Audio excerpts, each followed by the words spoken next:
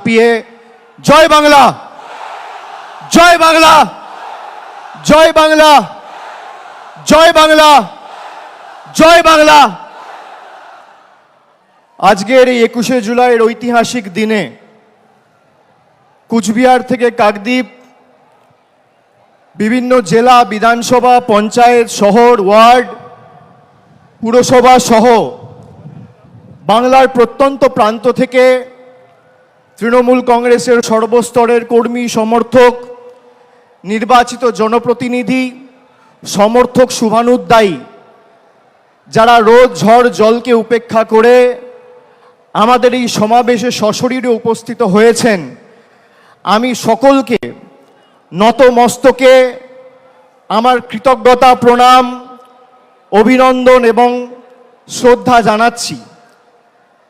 গুরু পূর্ণিমার এই পবিত্র দিনে আমার অগ্রজ এবং প্রবীণ যারা রয়েছেন তাদের সকলকে আমি বিনম্র চিত্তে আমার শ্রদ্ধা, কৃতজ্ঞতা জানাচ্ছি।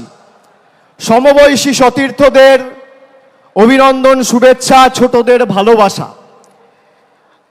24-এর এই নির্বাচনের ঐতিহাসিক জয়, যা আমরা ব্রিগেডের মাটি থেকে 10ই মার্চ আপনাদের সকলের আশীর্বাদকে পাথেয় এবং পথ চলার প্রেরণা করে লড়াই শুরু করেছিলাম। আমরা মানুষকে বলেছিলাম যে আমরা জনগণের শক্তিতে বিশ্বাস করি, আমরা স্বৈরতান্ত্রিক শাসকের শক্তিতে বিশ্বাস করি না, আমরা বিশ্বাস করি জনগণের গর্জনে। জনগণের গর্জন কি? জুনের 4 তারিখ ভারতবর্ষকে বাংলার মানুষ দেখিয়েছে। এই যে বিপুল জয়, এই জয়ের প্রধান কারিগর যদি কেউ হয় তাহলে আজকে রোদ ঝড় জল উপেক্ষা করে যারা 21শে জুলাইকে সফল সার্থক করতে বিপুল সংখ্যায় উপস্থিত হয়েছে, তৃণমূলের প্রত্যেকটা সৈনিকের জয়। এই জয় আপনাদের চরণে এবং আমাদের নেত্রীর চরণে আমরা সকলে সমবেত হয়ে এই সভা মঞ্চে যারা রয়েছি তারা সমর্পণ করছি। আপনাদের সকলের পায়ে হাত দিয়ে আমি প্রণাম করছি। গত বছর 21শে জুলাইয়ে বলেছিলাম যে মানুষের শক্তি কি আমরা দেখাবো। আমরা 24-এর 21শে জুলাইয়ে বিজেপিকে ধুয়ে মুছে বাংলা থেকে সাফ করে দেখিয়েছি। আগামী দিনেও আমাদের প্রস্তুত থাকতে হবে। এই বিপুল জয় বাংলার মানুষের আশীর্বাদ, ভালোবাসা, সমর্থনকে আমাদের হৃদয়ের মণিকোঠাতে রেখে আমাদের আরো বিনম্র, বিনয়ী হতে হবে। আত্মতুষ্টির কোনো জায়গা নেই। বিজেপি এই ধর্মতলায় 2015 সালে সিদ্ধার্থনাথ সিং, অমিত শাহ মিটিং করে বলেছিল ভাগ মমতা ভাগ, ভাগ তৃণমূল ভাগ।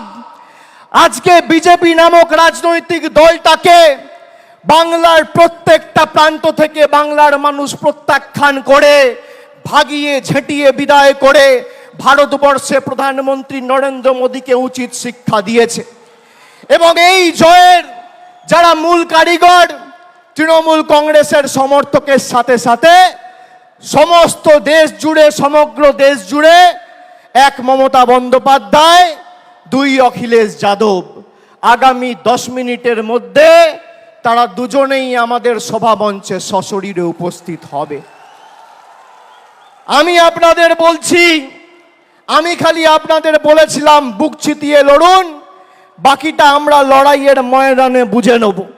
বিজেপির নেতারা তৃণমূল কংগ্রেসের সাথে লড়াই না করতে পেরে মানুষকে লাঞ্ছিত, নিপীড়িত, বঞ্চিত, শোষিত, অত্যাচারিত, অবহেলিত করে গরিব মানুষের 100 দিনের টাকা বন্ধ করেছিল। তারা এমনকি এখনো পর্যন্ত 100 দিনের টাকা বন্ধ করে রেখেছে। গরিব মানুষের আবাস, মাথার উপর ছাদের টাকা বাংলার মানুষের বন্ধ করেছে। রাস্তার টাকা বন্ধ করেছে, জলের টাকা বন্ধ করেছে, মিড ডে মিলের টাকা বন্ধ করেছে। আর মানুষ উচিত শিক্ষা দিয়ে তাদের রাজনৈতিক ভবিষ্যৎ বন্ধ করেছে। মানুষকে যারা উচিত শিক্ষা দিতে চেয়েছিল, বাংলার জনগণ তাদের উচিত শিক্ষা দিয়েছে। বিজেপির নেতারা সভা সমিতি করে বিভিন্ন জায়গায় বলেছিল যে তৃণমূল কংগ্রেসের নেতাদের টাইট দেব। এদের কি করে টাইট দিতে হয় আমরা জানি। তারা ভুলে গেছিল ইডি আর সিবিআই এর হাতে যে স্ক্রু ড্রাইভারটা আছে, তার থেকে মানুষের হাতে স্ক্রু ড্রাইভার আর হাতুড়ির দম আর শক্তি অনেক বেশি। আজকে সারা ভারতবর্ষ জুড়ে যারা বলেছিল আব কি বার 400 পার, 240-এ থেমে গেছে। যারা বাংলায় বলেছিল ইসবার 200 পার, 70-এ তাদের অশ্বমেধের ঘোড়া বাংলার মানুষ আর তৃণমূল কংগ্রেসের সৈনিকেরা আটকে দিয়েছে।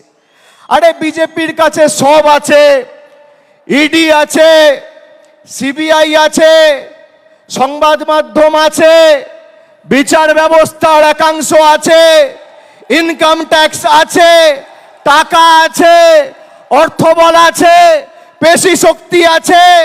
তৃণমূলের কাছে জনতা জনার্দন আছে আর লক্ষ লক্ষ তৃণমূল কর্মী আছে।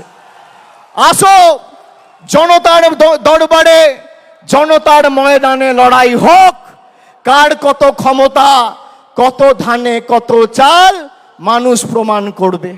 2014-এ কেন্দ্রে ক্ষমতায় আসার পর থেকে 10 বছর ধরে ইডি সিবিআই বিচার ব্যবস্থার একাংশ সংবাদ মাধ্যমকে ব্যবহার করে তৃণমূলকে ছোট করতে গিয়ে এরা বাংলাকে ছোট করেছে। আপনারা দেখেছেন এই নির্বাচনের 2 মাস আগে সন্দেশখালি করে যারা গলা ফাটিয়েছিল, 4 তারিখ ভোটের ফল বেরিয়েছে।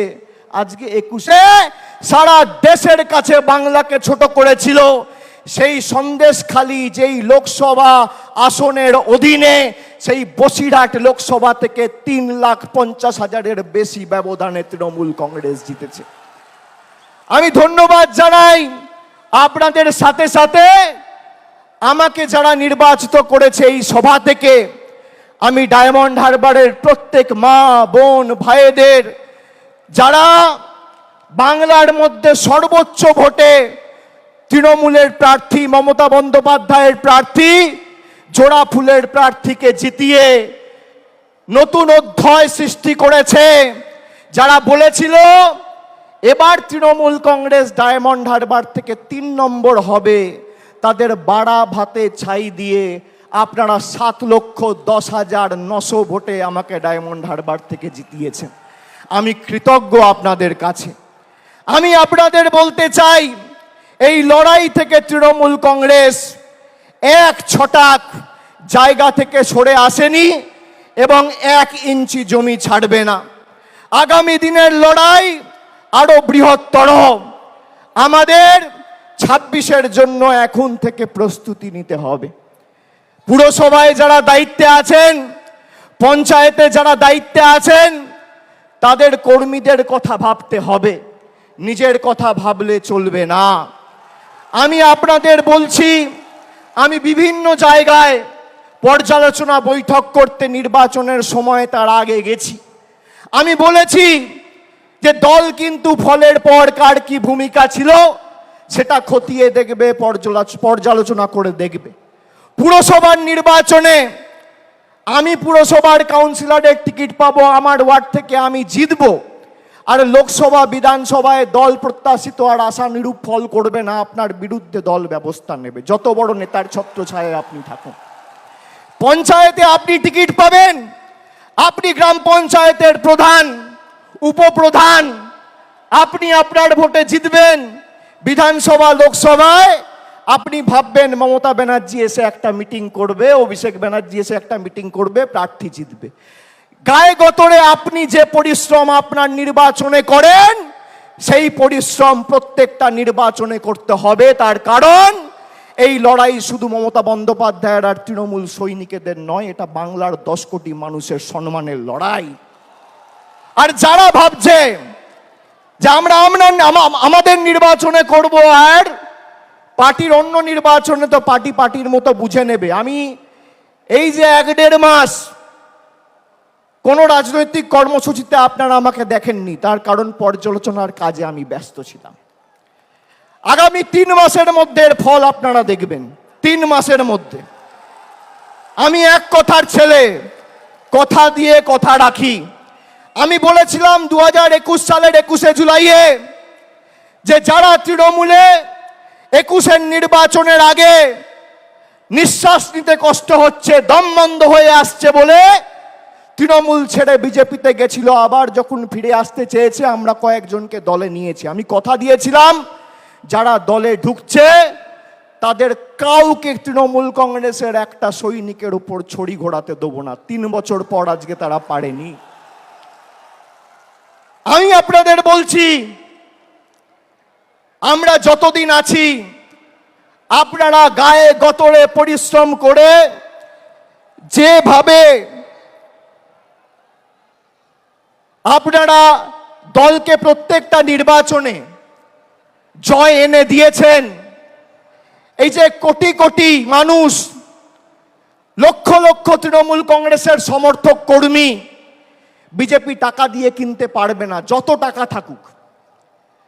আমি আপনাদের বলেছিলাম বুথ পাহারা দিয়ে আগলে রেখে মানুষ যাতে নিজের ভোটটা দিতে পারে, বাংলার প্রতি বৈষম্যের বিরুদ্ধে, বঞ্চনার বিরুদ্ধে, সেটা আপনাদের সুনিশ্চিত করতে হবে। আপনারা করেছেন। আমরা নির্বাচনের সময় কথা দিয়েছিলাম যে দিল্লির দয়া দাক্ষিণ্যে আমরা বেঁচে নেই। কবে দিল্লি বাড়ির জন্য টাকা দেবে আর বাংলার মানুষ বাড়ির টাকা পাবে, তার জন্য তৃণমূল কংগ্রেস অপেক্ষা করে নেই। এই বছর 31শে ডিসেম্বরের মধ্যে আবাস প্লাসের তালিকায় যাদের নাম রয়েছে আবাস আর আবাস প্লাসে, সবাইকে বাড়ির টাকা আমাদের মামাটি মানুষের পশ্চিমবঙ্গ সরকার পৌঁছে দেবে।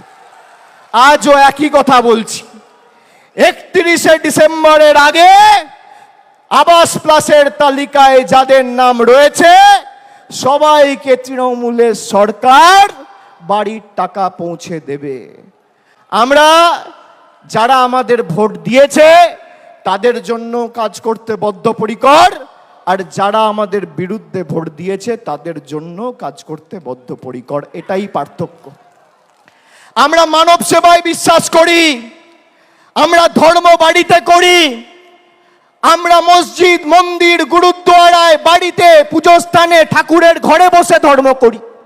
কিন্তু আমরা যখন মানুষের ভোটে নির্বাচিত, আমাদের কোনো ধর্ম নেই, একটাই ধর্ম, মানব ধর্ম, মানুষকে পরিষেবা দেওয়া। এটাই তৃণমূল আর বিজেপির মধ্যে পার্থক্য। যারা ধর্মের উস্কানি দিয়ে রাজনীতি করে, কেন্দ্রীয় তদন্তকারী সংস্থাদের রক্তচক্ষুকে হাতিয়ার করে বাংলার মানুষকে শাস্তি দিতে চেয়েছেন, তৃণমূল কংগ্রেসকে দুর্বল করতে চেয়েছেন, তাদেরকে আমি একটা প্রশ্ন করতে চাই। 21শে জুলাই 2021 সালে যেদিনকে হয়েছিল, আমরা মানুষকে ধন্যবাদ দিয়ে বলেছিলাম যে আমরা আপনাদের জন্য আরো বেশি করে কাজ করতে বদ্ধপরিকর। তার 1 বছর পরে 21শে জুলাই 2022 সালে, 21শে জুলাই যেদিন হয়েছিল তার পরের দিন পার্থ চ্যাটার্জির বাড়িতে ইডি রেড করে তাকে গ্রেপ্তার করে। যদি কেউ দোষ করে তার বিরুদ্ধে ব্যবস্থা হোক। আমরা কোনো দোষকে, কোনো অন্যায়কে প্রশ্রয় দিই না। কিন্তু এসএসসি কেলেঙ্কারি বা টেট, তথাকথিত এসএসসি বা টেট কেলেঙ্কারির নাম করে যদি পার্থ চ্যাটার্জির বাড়িতে রেড করে ইডি তাকে গ্রেপ্তার করে, তাহলে স্বাধীন ভারতবর্ষের সর্ববৃহৎ কেলেঙ্কারি নিট কেলেঙ্কারি, সেই নিট কেলেঙ্কারিতে প্রশ্নপত্র ফাঁস হওয়ার কারণে ইডি কেন ধর্মেন্দ্র প্রধানের বাড়িতে রেড করে তাকে অ্যারেস্ট করবে না? কেন এই রাজনৈতিক পক্ষপাত, দুষ্ট আচরণ, কেন এই দ্বিচারিতা? আমাদের শপথ নিতে হবে। এবার তো আমরা 29টা আসনে জিতেছি, আর 3টে আসন, একদিকে বালুরঘাট, একদিকে বিষ্ণুপুর, আর একদিকে পুরুলিয়া, 15-16 হাজারের ব্যবধানের নিচে আমরা 3টে আসন হেরেছি। আর রাজ্যসভায় আমাদের 13 জন সাংসদ আছে। তাহলে কত হলো? লোকসভায় 29 আর রাজ্যসভায় 13। 29 আর 13 42।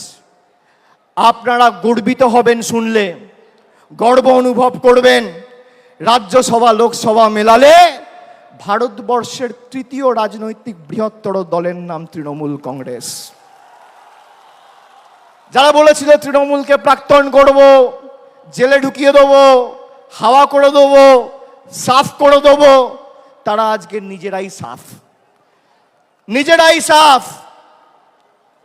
আমি আপনাদের বলছি, আমি বারবার যেখানে সভা সমিতি করতে গেছি লোকসভার আগে, আমি বলেছি আমি মানুষের চোখের মুখের ভাষা বুঝি। এই যে বেলা 12টা, এখন কটা বাজে? 1টা। যারা 1টার সময় সভায় আসে, কারোর হাতে ছাতা নেই, কেউ মাথায় গামছা, কেউ রুমাল, কেউ টুপি, মাথায় ঢাকা দিয়ে বৃষ্টি ঝড় জল উপেক্ষা করে যারা আসে, তারা সিদ্ধান্ত নিয়ে আসে যে আজীবন তৃণমূল কংগ্রেসের সাথে থাকবো, বাংলার লড়াইয়ের সাথে থাকবো। তারা বক্তব্য শুনতে আসে না। আমরা ব্রিগেড করেছিলাম 10 দিনের ব্যবধানে। ফেব্রুয়ারির 27 না 28 তারিখ আমরা ঘোষণা করেছিলাম, আর মার্চের 10 তারিখ আমরা ব্রিগেড করেছিলাম। একেবারে 42 জন প্রার্থীর নাম ঘোষণা করেছিলাম। আর বিজেপির তো প্রার্থী ঘোষণা করতেই লেজে গোবরে হতে হয়েছে। আমরা এক জায়গা থেকে 42 জন প্রার্থীকে দাঁড় করিয়ে মানুষের আশীর্বাদ চেয়েছি। আমরা বারে বারে বলেছি আমাদের কোনো দম্ভ ঔদ্ধত্য অহংকার নেই। আমাকে যদি মাথা নত করতে হয়, আমি মানুষের কাছে করব, খেটে খাওয়া শ্রমিকের কাছে করব, ছাত্র যুবর কাছে করব, মায়েদের কাছে করব, বোনেদের কাছে করব, 10 কোটি বঙ্গবাসীর কাছে করব। আমি বিজেপির স্বৈরাচারীদের কাছে মাথা নত করব না। এত চেষ্টা করেছে আমাকে আমার বয়স্ক মা, বাবা, স্ত্রী, ছোট্ট পুত্র, কন্যা, সন্তান, কাউকে ছাড়েনি হেনস্থা করতে। আমি বলেছি গলা কেটে দিলেও জয় বাংলা বলবো, গলা কেটে দিলেও তৃণমূল কংগ্রেস জিন্দাবাদ বলবো। আমরা অন্য ধাতুতে তৈরি। তৃণমূল কংগ্রেস বিশুদ্ধ লোহা। সেই লোহাকে যত পোড়াবে, যত তাতাবে, সেই লোহা তত বলিষ্ঠ, শক্তিশালী, তেজি হবে। প্রয়োজনে দেব মোরা 1 নদী রক্ত, হোক না পথের বাধা প্রস্তুর শক্ত। অবিরাম লড়াইয়ের চির সংঘর্ষে আজকে স্বৈরাচারীদের পাহাড় টলছে, জনতার সংগ্রাম চলছে। আমরা শপথ নিয়েছিলাম যারা বাংলাকে ভাতে মারার, পেটে মারার ষড়যন্ত্র করেছে, শরীরের শেষ রক্তবিন্দু পর্যন্ত তাদের উচিত শিক্ষা দিয়ে বাংলার মানুষের সমর্থনকে পাথেয় করে এই লড়াইয়ের শেষ দিকে ছাড়ব। আমরা কথা রাখতে পেরেছি। বাংলার মানুষের কাছে আমরা কৃতজ্ঞ, বাংলার মানুষের কাছে আমরা ঋণী। কিন্তু আগামীর লড়াই যদি আমরা ভেবে থাকি যে আগামীর লড়াইয়েও আমরা জিতব, তাহলে আত্মতুষ্টির কোনো জায়গা নেই। আমরা জিতব, কিন্তু এই জিত যেন 2016 থেকেও বড় হয়, 2021 থেকেও বড় হয়, 2024 থেকেও বড় হয়। এই আমাদের শপথ নিয়ে আজকে 21শে জুলাইয়ের মঞ্চ থেকে ফিরতে হবে। আমাদের নেত্রী আসবেন, মমতা বন্দ্যোপাধ্যায় বক্তব্য রাখবেন, তার কথা আমরা শুনব, মননে গ্রহণ করব, বাস্তবে রূপায়ণ করব। কিন্তু শৃঙ্খলা পরায়ণ আমাদের হতে হবে। আমি মনে করি তৃণমূলের কর্মীরাই তৃণমূলের শক্তি।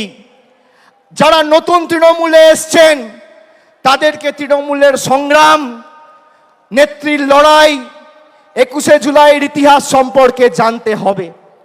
আর পুরনোরা যারা আছেন তাদেরকেও নতুনকে সাথে নিয়ে আগামী দিন দলকে আরো শক্তিশালী করার জন্য মাঠে নেমে লড়াই করতে হবে। সামঞ্জস্য রেখে করতে হবে। পুরনোদের অভিজ্ঞতা আর নতুনদের উৎসাহ উদ্দীপনা দুটোই তৃণমূলের একই বৃন্তে দুটো কুসুম। একই বৃন্তে দুটি কুসুম, হিন্দু মুসলমান একটি তার নয়নমণি আর একটি তার প্রাণ। আমাদের নেত্রী তৃণমূল তৈরি করার সময় বলেছিল আমাদের কর্মীদের সংযত থাকতে হবে, অযথা কোনো রকম কোনো বাগ বিতণ্ডায় জড়াবেন না। বিজেপিকে ভোট দিয়ে মানুষ জেতায়নি, মানুষ আপনাদের ভোট দিয়ে তৃণমূলকে জিতিয়েছে। তার কারণ আপনার গ্রামে, আপনার পাড়ায়, আপনার এলাকায় আপনার মুখের উপর সেই গরিব মানুষ বিশ্বাস করেছে, বিজেপির মুখের কর্মীদের উপর বিশ্বাস করেনি। আমাদের সংযত থাকতে হবে। সন্দেশখালী যেভাবে এই চিত্রনাট্যটা সাজিয়ে বাংলাকে ভারতবর্ষের মানুষের কাছে কলুষিত করতে চেয়েছিল, আপনারা দেখেছেন সন্দেশখালী 2 নম্বর ব্লকের মণ্ডল সভাপতি গঙ্গাধর কয়াল বলেছে যে ভোটের দিন বিজেপির মদের খরচ প্রতি বুথে 5,000 টাকা। বাংলায় 80,000 বুথ, তাহলে একটা বুথে যদি মদের খরচ 5,000 টাকা হয়, 80,000 বুথে শুধু নির্বাচনের দিন বিজেপি মদ খাওয়ানোর জন্য খরচ করেছে 40 কোটি টাকা। 40 কোটি টাকা। আর মমতা বন্দ্যোপাধ্যায় 100 দিনের গরিব মানুষের টাকা, যা নরেন্দ্র মোদীর কেন্দ্রের সরকার বন্ধ করে রেখেছিল, 3,700 কোটি টাকা দিয়ে প্রায় 59 লক্ষ গরিব শ্রমিকের ব্যাংক অ্যাকাউন্টে সরাসরি টাকা পৌঁছে দিয়ে কথা রেখেছে। এটাই পার্থক্য। আমরা গরিব মানুষের বাড়িতে ভাত তুলে দেওয়ার জন্য তাদের পাশে দাঁড়াই, আর বিজেপি দাঙ্গা করে, সাম্প্রদায়িক বিভাজন করে মানুষকে মদ খাওয়ানোর জন্য 40 কোটি টাকা খরচা করে। আপনারা ভাবছেন 40 কোটি টাকার মদ কে খাবে? পাড়ায় গিয়ে, এলাকায় গিয়ে, গ্রামে গিয়ে দেখবেন ডান দিক, বাঁ দিক, সামনে পেছনে তাকালে আপনার এলাকায়, আপনার বুথে, আপনার গ্রামে, আপনার পাড়ায় কোনো ভদ্রলোক, সভ্য লোক বিজেপি করে না। সব মাতাল, মদ, দুর্নীতিগ্রস্ত, চোর, চিটিংবাজ, সব বিজেপি। সেই কারণেই তো মানুষ এদের বর্জন করেছে। আর জনগণের গর্জন কি? ওরা নরেন্দ্র মোদীর গর্জনে বিশ্বাস করেছিল, ওরা ইডির গর্জনে বিশ্বাস করেছিল, ওরা সিবিআইয়ের গর্জনে বিশ্বাস করেছিল, ওরা কেন্দ্রীয় বাহিনীর গর্জনে বিশ্বাস করেছিল, ওরা টাকার গর্জনে বিশ্বাস করেছিল, বিচার ব্যবস্থা, সংবাদ মাধ্যমের গর্জনে বিশ্বাস করেছিল। আমরা গরিব মানুষের গর্জনে বিশ্বাস করেছিলাম। জনগণের গর্জন কি আজকে ভারতীয় জনতা পার্টি বুঝে গেছে।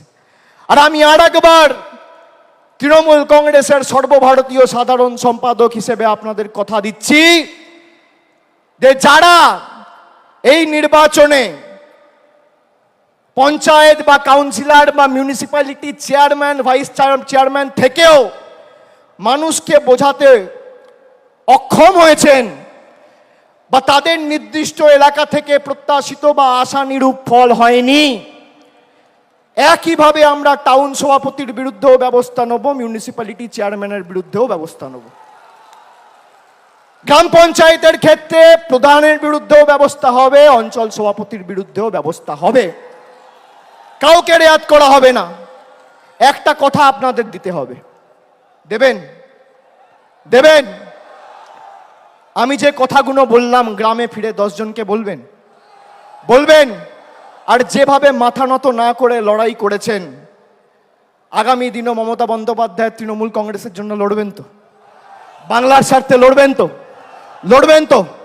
লড়বেন তো? কথা দিচ্ছেন? দুহাত তুলে বলুন, কথা দিচ্ছেন? কথা দিচ্ছেন? কথা দিচ্ছেন?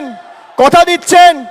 আগামী দিন খেলা হবে, খেলা হবে, খেলা হবে, লড়াই হবে, লড়াই হবে, সংগ্রাম হবে, আন্দোলন হবে, বিজেপিকে উপড়ে ফেলা হবে, মানুষের স্বার্থে লড়াই হবে। কথা দিচ্ছেন তো? আমরাও কথা দিচ্ছি, যা কথা আমরা দিয়েছি শরীরের শেষ রক্তবিন্দু পর্যন্ত কথা পালন করব। প্রত্যেকটা দেওয়া কথা আমরা পালন করব। আমি বক্তব্য দীর্ঘায়িত করব না। আমাদের নেত্রী বেরিয়ে পড়েছেন, 2-4 মিনিটের মধ্যেই আমাদের সভাস্থলে উপস্থিত হবেন। আমি সকলকে আর একবার ধন্যবাদ, কৃতজ্ঞতা, নতমস্তকে প্রণাম, সালাম, অভিজ্ঞতা, অভিনন্দন, জোহার জানিয়ে আমার বক্তব্য শেষ করছি। জয় হিন্দ, বন্দে মাতরম, জয় বাংলা।